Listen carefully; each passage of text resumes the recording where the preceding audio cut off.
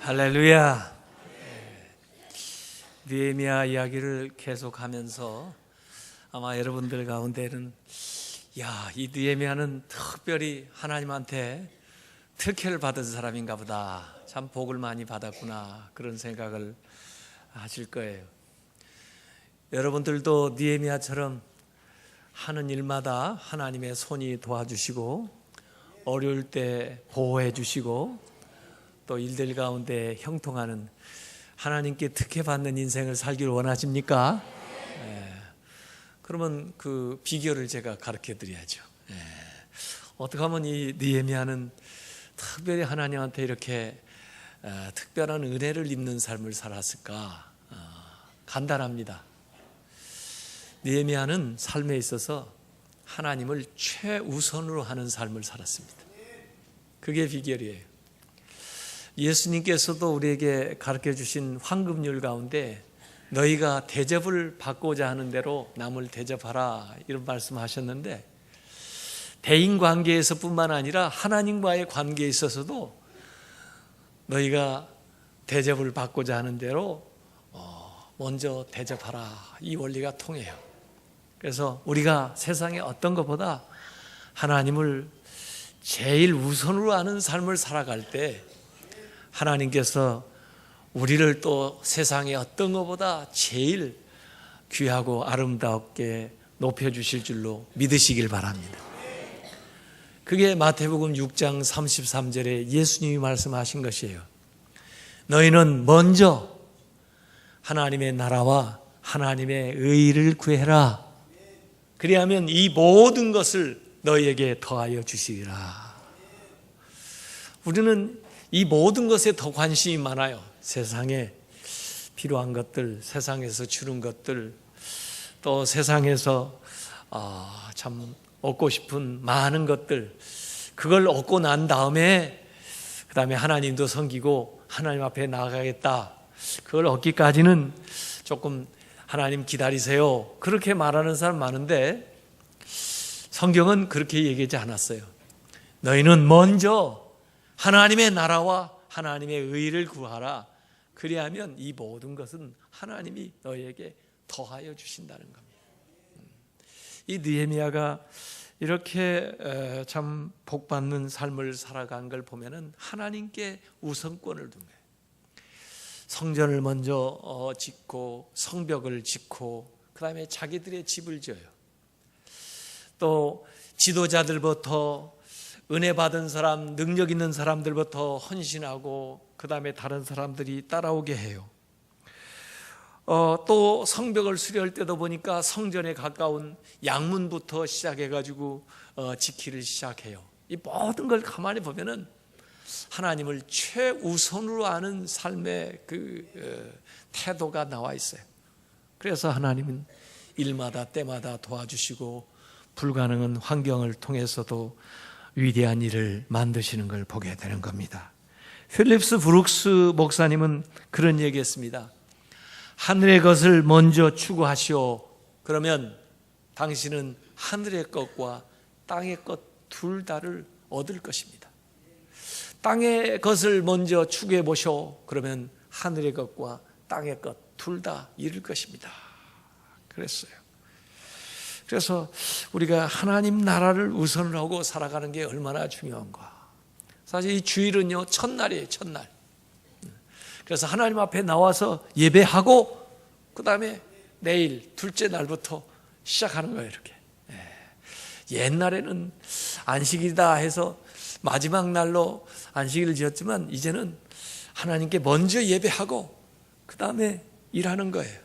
예배할 때 하나님이 주신 힘과 능력을 받아서 일하는 겁니다. 11조도 먼저 하나님 앞에 떼어드리는 거예요. 쓰고 남아서 마지막 걸 드리는 게 아니에요. 먼저 하나님께 예배하고 그 다음에 하나님의 뜻대로 나머지 가지고도 넘치도록 살아가게 되는 거죠.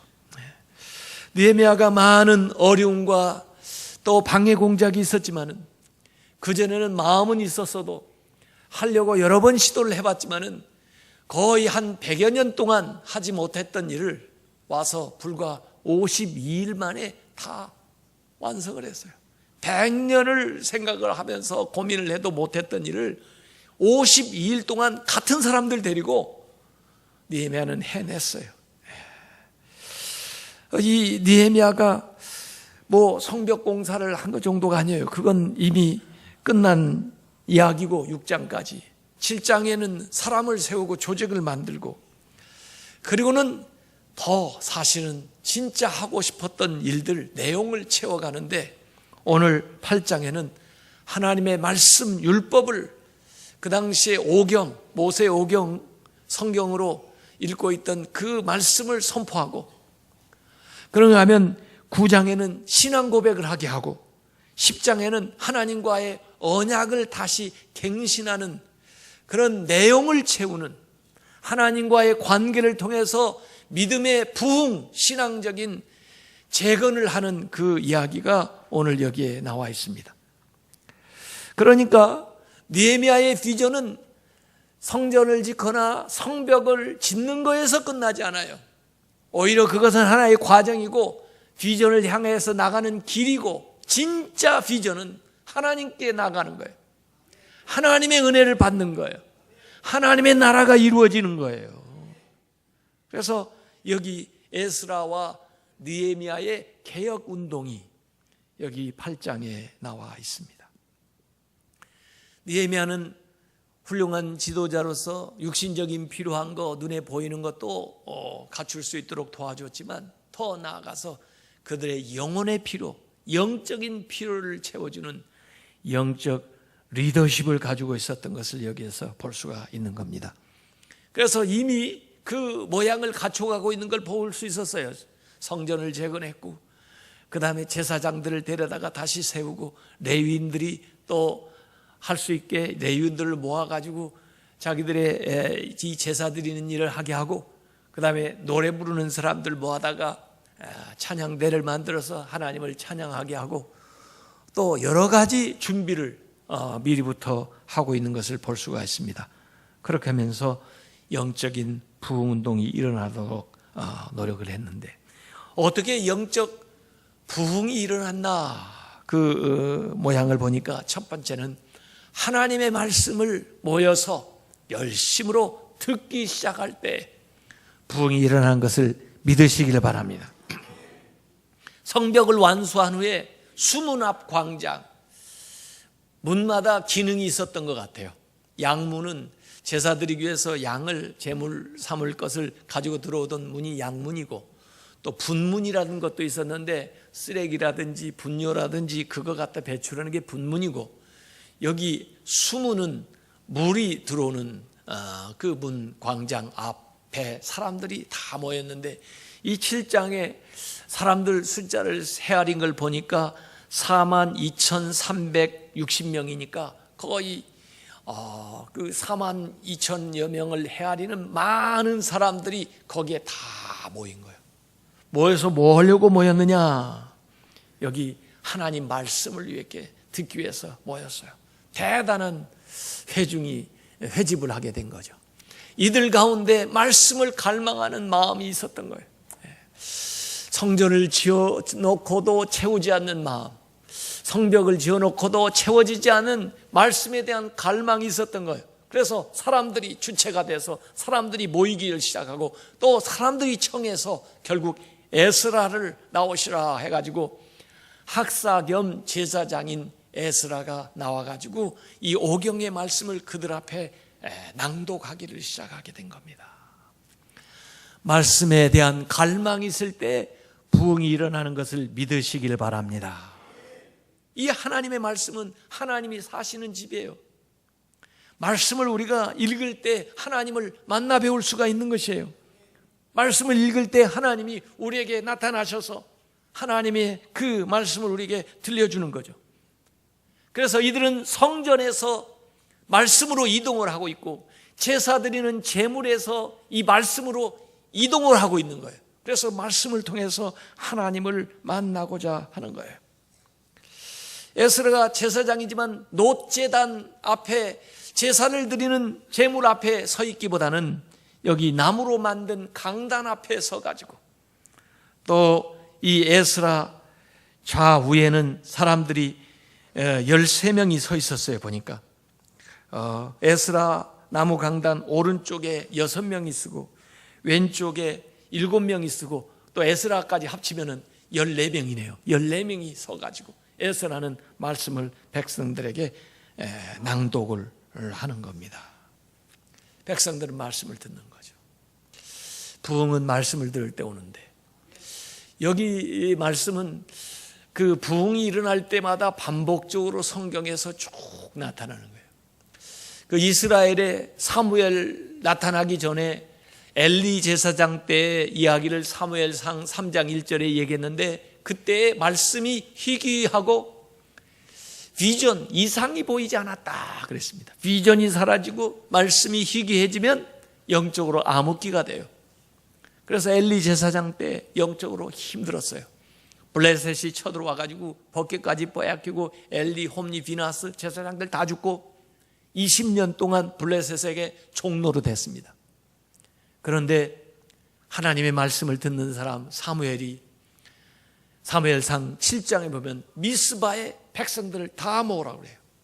백성들이 하나님의 말씀을 사모하는 마음 가지고 모여요. 그래서 그곳에서 말씀을 선포하기 시작할 때, 그때 이스라엘의 새로운 부흥운동이 일어나고, 그 부흥운동을 통해서 에베네셀 하나님께서 그들을 돕는 위대한 역사가 일어난 걸 믿으시길 바랍니다. 말씀을 사모해야 부흥이 일어나는 거예요. 오늘 외웠던 말씀 에스라 7장 10절에도 이 에스라에 대한 이야기가 나오는데, 에스라는 사실은 2차 귀환할 때 이스라엘을 이끌고 왔던 지도자입니다. 느헤미야는 3차 귀환할 때 이끌고 온 지도자죠. 그런데 에스라가 먼저 와서 하려고 했어도 아마 제대로 이루어지지 않았던 일을 느헤미야가 와서 이제 같이 힘을 합쳐가지고 느헤미야와 에스라가 부흥운동을 일으켜 나가는 거죠. 에스라는 아마 연장자일 거고, 느헤미야는 그 당시에 그래도 젊은 사람인데, 이 에스라가 자기 스스로 다짐한 바가 나와 있어요. 결심한 거. 뭘 결심했나? 우리는 결심 많이 합니다. 그제 우리 그 인카운터 수양회 하면서도 이제 새로 얻은 이 생명 뭘 할 건가 하고 다짐하는 것들을 전부 쓰셨는데, 보니까 결심들 많이 하셔요. 뭘 결심하십니까? 이 사순절에 여러분 뭘 새로운 결심을 하시겠습니까? 에스라는 결심을 했어요. 나는 이 말씀, 하나님 말씀을 열심히 연구하겠다. 하나님 말씀을 공부하겠다 그런 거죠. 말씀을 열심히 공부하고, 또 연구만 하는 게 아니고 그 말씀을 준행하겠다. 말씀을 실천하겠다는 거예요. 내 삶으로 옮기겠다 이거예요. 너 그렇게 말씀을 실천한 다음에는 다른 사람들에게 이 말씀을 부지런히 가르치겠다. 이렇게 다짐한 것이 바로 에스라예요. 이런 사람을 통해서 하나님이 부흥의 역사를 일으키는 겁니다. 먼저 자기가 말씀 보고, 그 다음에 그 말씀을 자기가 실천해 보고, 그리고 실천해서 능력이 나타난 그 말씀을 다른 사람들에게 가르치는 이런 운동이 우리에게도 일어나기를 주님의 이름으로 축원합니다. 그래서 사람들 앞에 에스라가 말씀을 가지고 나아가서 섰어요. 그래서 8장 5절에 보니까 에스라가 모든 백성 위에 서서 그들 목전에 말씀을 책을 펴니, 하나님 말씀을 책을 펴는 거예요. 책을 펼 때 모든 백성이 일어서니라. 왜 일어섰겠어요? 하나님 말씀을 듣는 태도인데, 하나님에게 존경을 표하기 위해서 그 말씀을 간절한 마음으로 주목해서 자기에게 주는 귀한 말씀으로 받겠다고 하는 그런 마음가짐으로 일어서서 말씀을 듣는 거예요. 제가 미국의 교회들을 쭉 순회해 본 적이 있는데, 어느 루터란 교회를 가니까요, 예배 담당하신 분들이 예배 이제 시작하기 전에 이 예배 임례하기 위해서 쭉 들어오시는데, 그분들 들어올 때 교인들이 다 일어서고 그 다음에 음악이 연주되는데, 제일 앞에 성경을 이렇게 위에다 이렇게 들고 들어오시는 분 계시더라고요. 제일 앞에 말씀을 이렇게 위에다 들고 오는 거예요. 가지고 와서 강대상 위에다가 올려놓고, 또 말씀을 읽을 시간이 되니까 다시 가서 그 말씀을 가져다가 중간쯤 이렇게 사람들이 전부 잃었으니까 그 다음에 그 말씀을 읽고 그 다음에 또 갖다 강대상에 놓고 그러더라고요. 이게 여기 느헤미야서에 나오는 그 모습을 그대로 재현을 하고 있는 거죠. 그래서 말씀을 펼 때 사람들이 다 일어나고 말씀을 낭독할 때 그 백성들이 손을 들고 아멘, 아멘 그렇게 하면서 말씀에 대해서 화답하는 거죠. 우리도 예배 임례할 때 찬양 부를 때 손 들고 찬양하죠. 하나님께 영광 돌리기 위해서. 예배 마치면서 또 손 들고 하나님 앞에 영광 돌리고 또 하나님 주신 은혜를 구하면서 이렇게 찬양을 하곤 하는데, 이 간절한 마음으로 하나님 말씀을 받아들이는 거예요. 하나님의 말씀을 받아들이는 태도가 우리의 인생을 결정합니다. 그래서 하나님 말씀을 우리가 간절한 마음으로 받아야 돼요. 그리고 받은 그 말씀을 그대로 삶에 실천할 때 하나님의 말씀의 능력과 복이 우리에게 임하는 것을 믿으시길 바랍니다. 말씀을 듣는 태도가 얼마나 중요한지, 롯한테 천사가 하나님의 말씀을 전해줬어요. 그래서 롯이 가족들에게 전했어요. 사위에게 전했어요. 그런데 사위들은 그 하나님의 말씀을 듣고는 농담처럼 여겼다고 그랬어요. 뭐 이 세상에 그런 일이 있어? 무슨 심판이 있어? 아유, 무슨 뭐 이렇게 견고한 성이 망한다고 말도 안 되는 소리 하지도 마라 그러세요. 웃기는 말이야. 이 사람들은 말씀을 받을 때 농담으로 여겼기 때문에 구원을 못 받았어요. 노아 시대에도 노아가 방주를 예비하면서 그 시간 동안 얼마나 많은 사람들이 가서 임할 심판에 대해서, 홍수에 대해서 얘기를 했겠어요. 그런데 사람들이 전부 웃기는 소리 하지도 말라고, 무슨 그런 일이 있냐고, 비가 오면 하루 이틀 오다가 말지 뭐 이렇게 세상이 잠길 정도로 비가 와? 아니, 배를 만들면서 어디 바다에다 만들어야지, 강에다 만들어야지, 산 위에다가 그 배를 만든 사람은 어디 있어? 참 저 사람 웃기는 사람이야. 그 사람들이 전부 다 망했습니다. 이번에도 제가 전도 대신방 하면서 말씀을 전하는데 어떤 분들은 그걸 순전하게 받아들이는 사람이 있는가 하면, 어떤 사람은 아유, 그걸 믿으라고요? 그걸 저보고 지금 믿으라고 하는 얘기세요? 그래요. 죽어봐야 알죠. 죽은 다음에 뭐 있는 걸 어떻게 알아요? 죽은 다음에 알면 때는 늦으리입니다. 그때는 기회가 없습니다. 농담으로 여기는 사람이 있어요. 또 어떤 사람은 하나님의 말씀을 듣는데 그냥 참고 자료로 삼는 사람이 있어요. 롯의 아내 같은 사람. 뭐 그럴 수도 있을까, 그럴까. 어떤 것은 받아들이고 어떤 건 안 받아들이고, 또 어떤 것은 반절은 믿고 또 어떤 것은 안 믿고, 그래가지고 뒤돌아봐가지고 그 사람은 소금 기둥이 됐다. 이제 하나님의 말씀을 순전한 마음으로 받고 믿음으로 받으시기를 주님의 이름으로 축원합니다. 말씀을 듣는 사람들의 그 태도에 따라서 그 능력과 그 삶이 완전히 달라져요. 하나님의 말씀을 바로 받아야 능력도 얻게 되고, 비전도 얻게 되고, 지혜도 얻게 되고, 죄사함도 얻게 되고, 하나님이 주시는 복도 받게 되는 걸 믿으시길 바랍니다. 왜 내 삶에 말씀이 사라지나? 어떤 사람은 하나님이 자기에게 말씀했다고 그러고 말씀이 풍성한데, 어떤 사람은 영 나는 한 번도 하나님이 말씀하는 거 모르겠다. 왜 하나님은 나한테 이 얘기를 안 하나? 그런 차이가 어디 있는지 한번 생각을 해보세요. 이 사막의 교부 펠릭스라고 하는 분을 형제들이 찾아가서 문답한 이야기가 있습니다. 몇몇 형제들이 아바 펠릭스에게 찾아가서 말씀을 달라고 간청했어요. 그런데 노인은 침묵하면서 아무 얘기도 안 하죠. 오랫동안 간청하니까 그 노인이 이 얘기를 하는 겁니다. 정말 말씀을 듣고자 하는가? 아바시여, 그렇습니다. 그러자 노인이 대답했습니다. 그러나 오늘날에는 더 이상 말씀이 없다네. 사람들이 노인들을 찾아가서 말씀을 청하고 또 자신이 들은 말을 실천할 때는 하나님께서 노인들에게 할 말씀을 주셨지. 그러나 요즘 사람들은 말씀은 청하고서도 들은 것을 행하지 않기 때문에 하나님은 노인들로부터 말씀의 은총을 거두어 들이셨네. 그래서 이제 그들은 아무런 말씀을 갖지 못하게 되었지. 더 이상 그들의 말을 실천하는 사람이 없기 때문이라네. 이 말을 듣자 형제들은 탄식하며 말했습니다. 아바시여, 우리를 위해 기도해 주소서. 말씀이 사라진 이유를 아시겠어요? 하나님의 말씀도 인격이신데 하나님 말씀이 우리를 방문하셔서 우리에게 주어졌는데 그것을 환대해야, 대접을 해야 말씀이 내 안에 거하시고 더 풍성하게 오시는데, 말씀을 대접하기 때문에, 말씀 대접을 하지 않기 때문에 말씀이 점점 있을 곳을 찾지를 못해서 사라지다가 결국은 말씀이 없는 삶이 되는 거예요. 여러분이 하나님의 말씀을 순전한 마음으로 받고 그 하나님 말씀이 주어질 때 그 말씀에 대한 대접을 하고, 말씀을 대접한다는 게 뭐예요? 말씀대로 사는 거죠. 그러게 되면은 말씀이 여러분의 삶에서 점점 풍성해져서 말씀이 놀랍게 역사하는 그런 능력을 받게 되는 것을 믿으시길 바랍니다.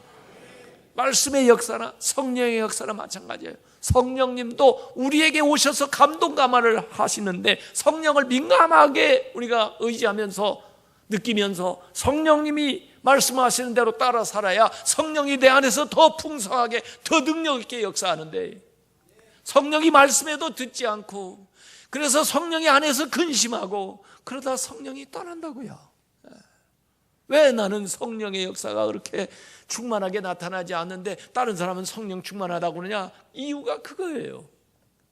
성령님을 환영하지 않기 때문에, 말씀을 대접하지 않기 때문에 그런 겁니다.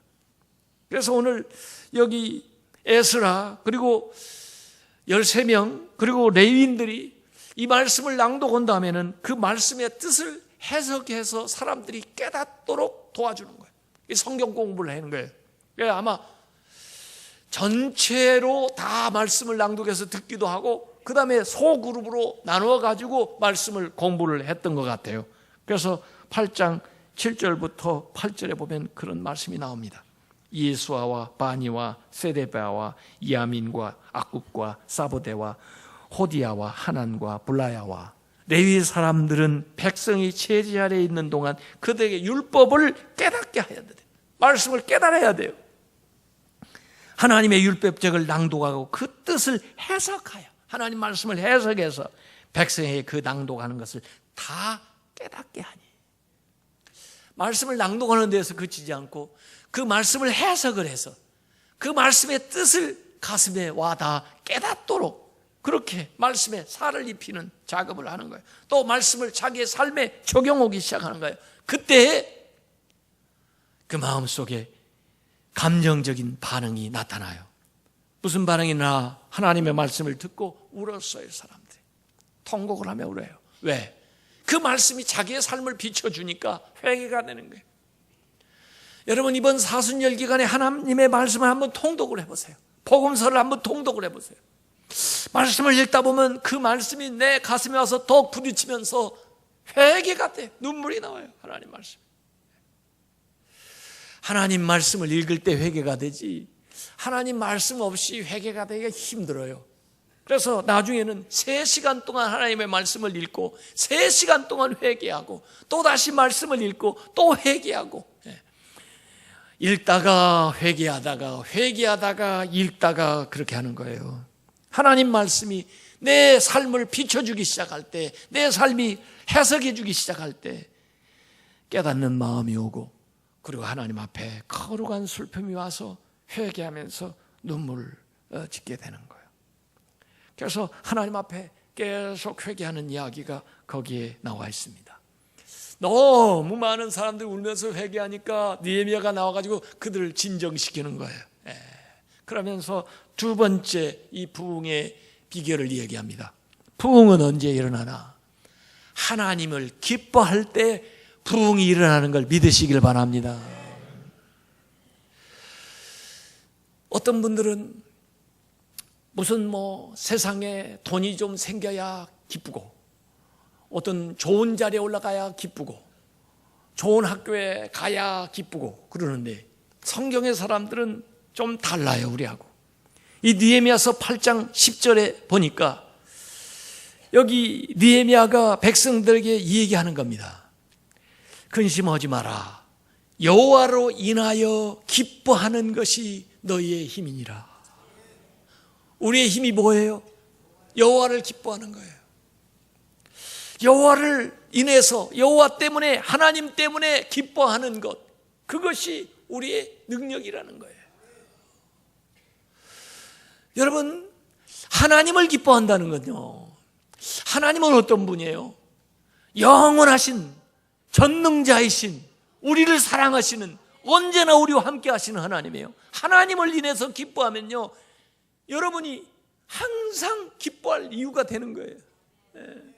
그런데 세상에 있는 건요, 영원하지를 못해. 있다가 없고, 전능하지를 못해요. 뭘 좀 하는가 하면 또 못하고, 언제나 우리와 함께 하지를 못해요. 우리에게 있는 것 같으면 또 없어지고, 거기에다가 기쁨의 중심을 놓으면요, 우리는 기뻤다가 슬펐다가 기뻤다가 슬펐다가 왔다 갔다 하는 거예요.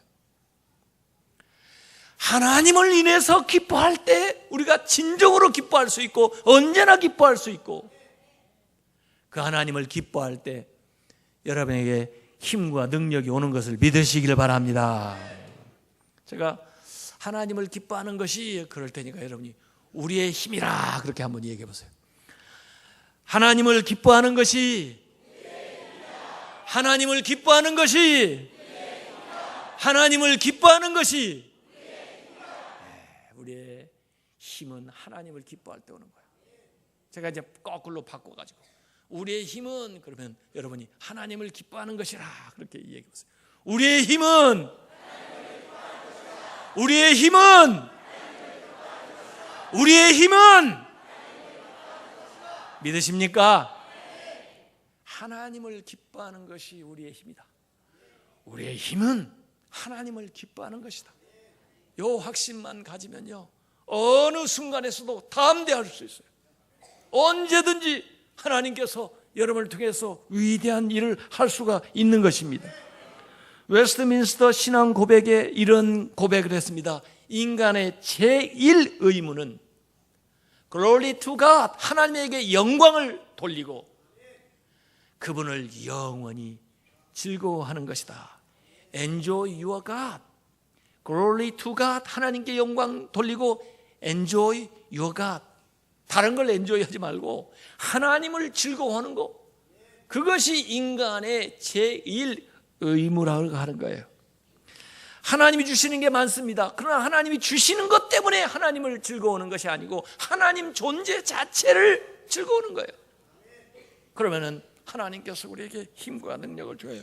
예수가 나의 힘이고 하나님이 나의 능력이고, 그래서 하나님을 기뻐하는 거예요.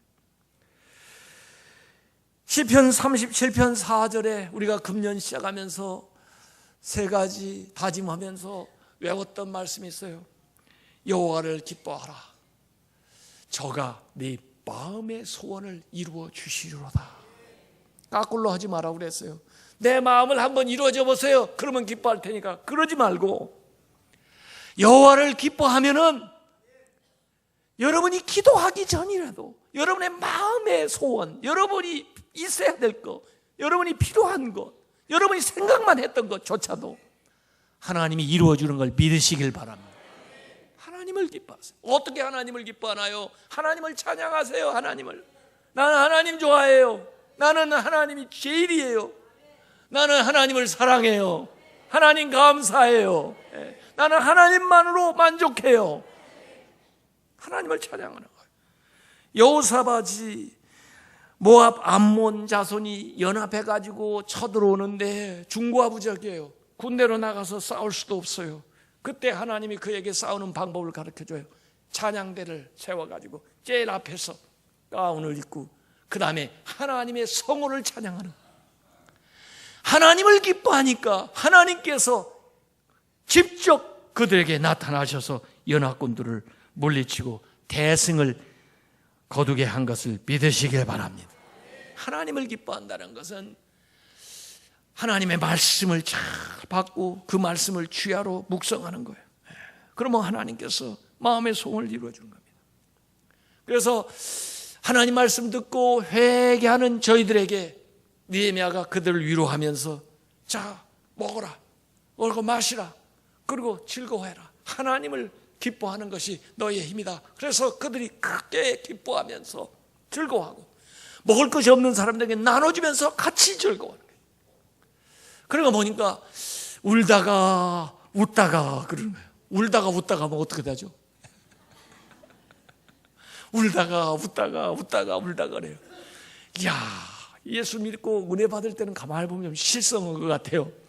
울다가 웃다가 웃다가 울다가. 예? 이 사순절이 그래요. 사순절이 울다가 웃다가 해요. 사순절 우리가 그 고난일 쭉 지나면서 울다가 또 예수 그리스도께서 부활하셔서 그 은혜를 주시니까 또 감사해서 웃다가, 이게 주 안에서 거룩한 슬픔이고 참된 기쁨이에요. 이 주 안에서 다 있는 거예요. 그래서 죄에 대한 진정한 슬픔이 참된 기쁨으로 바꾸게 되는 거죠. 마지막으로 이 부흥은 하나님의 신실하심을 기억할 때에 부흥이 일어났습니다. 과거에 도우셨던 그 하나님을 우리가 기억하는 거예요. 기억할 수 있도록 하나님께서 우리에게 여러 가지 절기를 마련해 주었는데, 그 중에 하나가 지금 사순절이에요. 나중에 또 부활절이에요. 또 성탄절이에요. 추수감사절이에요. 이런 절기가 있듯이 구약에도 율법에도 레위기에 보면은 절기를 주셨어요. 특별히 레위기 23장을 쭉 읽었던 것 같아요. 거기에 절기에 대한 이야기가 나옵니다. 하나님 앞에 지키는 절기, 안식일이 있어요. 안식일은 하나님이 모든 시간의 주인이시다. 그리고 우리가 일해서 먹고 사는 게 아니라 하나님이 은혜로 주셔서 우리가 먹는 것이다. 이런 것을 기억하는 게 안식일 준수하는 거예요.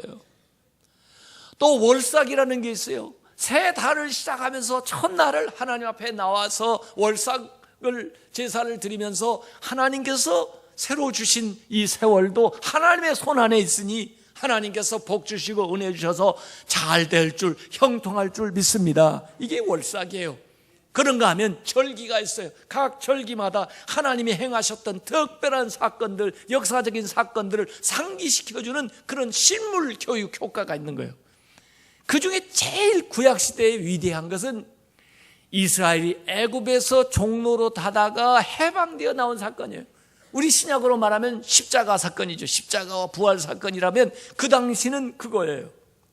그래서 하나님께서 광야에 있을 때 이 레위기 23장에 초막절이라는 것을 그들에게 지키라고 하는데, 이 초막절이라는 것은 광야 생활할 때 천막을 짓고 거기에서 거했던 것들이에요. 그걸 너희들이 가나안 땅에 비록 들어가서 정착을 한다 할지라도, 집을 짓고 산다 할지라도 이 초막절만은 나무를 갖다가 천막을 짓고 거기에서 거하면서 하나님께서 과거의 조상들에게 주셨던 그 역사를 기억하라는 거예요.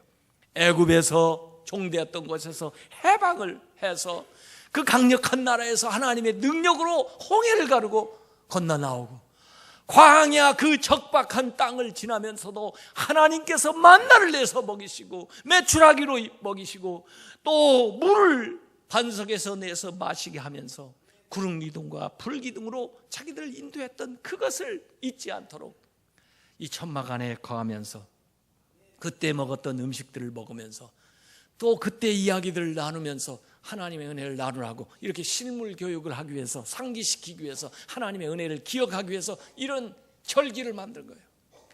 이 절기를 지킨다고 하는 것은 뭐 하나님이 공치사 받기 위해서 나한테 내가 얼마나 그걸 했는지 과시하려고 하는 게 아니에요. 사실 과거에 하나님이 행하셨던 일들을 기억한다는 것은 거기에서 끝나지 않고 앞으로 하나님이 행하실 일들에 대한 기대가 담겨 있는 거예요.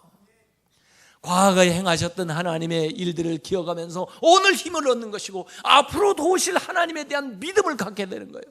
그렇기 때문에 그 절기를 지키라고 했던 건데, 이 사람들이 이 땅에 들어와 가지고 먹고 살기가 바쁘니까 얼마간 그 일을 하다가 왜 집 놔두고 천막에서 가서 잔대? 고구려에서 뭐 한대? 그리고는 전부 자기 일에 바빠 가지고 지나느라고 여호수아 이래에 그 절기를 제대로 못 지켰다는 거예요. 그래서 오늘 여기 읽지는 않았습니다만은 느헤미야서 8장 16절 17절에 보면은 이 얘기 나옵니다. 백성이 나가서 초막을 지르니까 나뭇가지를 가져다가 혹은 지붕 위에 혹은 뜰 안에 혹은 하나님의 전 뜰에 혹은 숨은 광장에 혹은 에브라임 문 광장에 초막을 짓되 사로잡혔다가 돌아온 회중이 다 초막을 짓고 그 안에서 거하니, 집에서 나와가지고 초막을 짓고 천막을 짓고 텐트를 짓고 그 안에서 거하니, 눈의 아들 여호수아 때로부터, 지금 그게 1000년 전인데 여호수아가 이 가나안 땅을 이끌고 왔던 그 지도자였는데 그때로부터 이스라엘 자손이 이같이 행한 일이 없었으므로 1000여 년이 지난 동안 안 했다는 걸 지키지 않았던 거예요. 이에 크게 기뻐하며 에스라는 첫날부터 끝날까지 그 초막절 지키는 7일 동안 날마다 하나님의 율법책을 낭독했다 하는 이야기가 거기에 나오는 겁니다. 초막절을 지킨 거예요. 거의 1000년 만에 지킨 거예요. 잊어버렸던 하나님 말씀을 보니까, 레위기 23장에 말씀을 듣고 보니까 그걸 하나님이 명했는데 어느새 그게 없어져가지고 지키지도 않고 이렇게 방황하면서 이렇게 살았던 것들을 회개하면서 하나님 말씀이 가르치는 대로 나무를 가서 잘라다가 그 다음에 천막을 짓는데, 이야, 이렇게 4만 명 이상이 기거할 수 있는 천막을 집 위에다도 짓고 뜰에다도 짓고 성전 앞에다도 짓고 뭐 광장에도 짓고 했으면요, 대단한 아마 천막촌이 형성이 됐을 거예요. 다른 사람들 볼 때 저들 뭐 하려고 저러나 그랬을 거죠.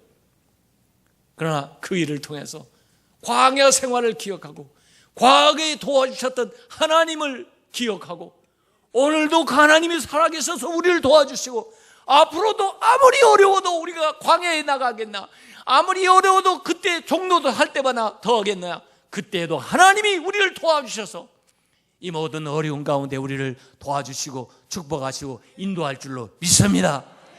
그것이 초막절의 정신이에요. 그 언약을 기억하는 거예요. 우리가 2000년 전에 예수 그리스도께서 이 세상에 오셔서 십자가에 못 박혀 돌아가시고 우리의 모든 죄를 용서해 주시고 부활하셨지만, 그것이 과거의 사건이 아니라 오늘의 사건으로, 나를 위한 사건으로 경험하기 위해서 우리가 사순절을 지키는 거예요. 우리가 부활절을 지키는 거예요. 이를 통해서 하나님께서 과거에 약속하신 대로 오늘 나에게 구원을 주시고 나의 죄를 용서해 주시고 나에게 부활의 생명을 주시고 영원한 하나님 나라에서의 그 살아갈 수 있는 특권을 우리에게 주셨다고 하는 것을 기억하는 것이 이 사순절의 정신입니다. 그렇게 할 때 이들 가운데 큰 부흥이 일어나게 됐습니다. 오늘 우리 한국교회는 부흥이 필요해요. 오늘 우리 교회는 다시 한번 부흥해야 돼요. 우리의 심령은 다시 한번 부흥의 불이 일어나야 됩니다. 이 부흥이 어디에서 오나? 하나님 말씀으로 돌아가야 됩니다. 하나님 말씀을 우리가 부지런히 읽고 그 말씀이 나에게 깨닫는 바를 당해서 하나님 앞에 회개하고 나갈 때 부흥이 일어납니다. 우리가 세상에 어떤 것보다도 하나님을 기뻐할 때 부흥이 일어납니다. 하나님이 나의 능력이고 하나님만이 나를 도와주실 수 있고 하나님을 기뻐하는 운동이 교회 안에서 일어날 때 세상의 향락이나 물질이나 권력이나 세상을 향해서 나갔던 것을 우리가 회개하고 오직 하나님만 기뻐할 때 하나님께서 다시 한번 부흥을 일으킬 줄로 믿습니다. 과거에 우리를 도와주셨던 하나님, 10년, 20년, 30년, 40년 전에 우리가 믿기도 전에 우리 조상들이, 우리의 선배들이 그 적박한 땅에서 어려운 처지에서도 하나님만 의지하고 하나님이 도우셔서 이 나라를 이만큼 일으켜놓고 한국 기독교가 세계가 주목할 만한 교회가 됐다면 우리가 그 하나님의 은혜를 잊지 않고 다시 한번 그 하나님 앞에 무릎을 꿇고 그 하나님의 은혜와 그 하나님의 능력과 그 믿음을 우리가 회복하고 잊고자 노력할 때 하나님께서 우리를 통해서 새로운 부흥을 일으킬 줄로 믿습니다. 그 부흥의 주역이 되시기를 주님의 이름으로 축원합니다.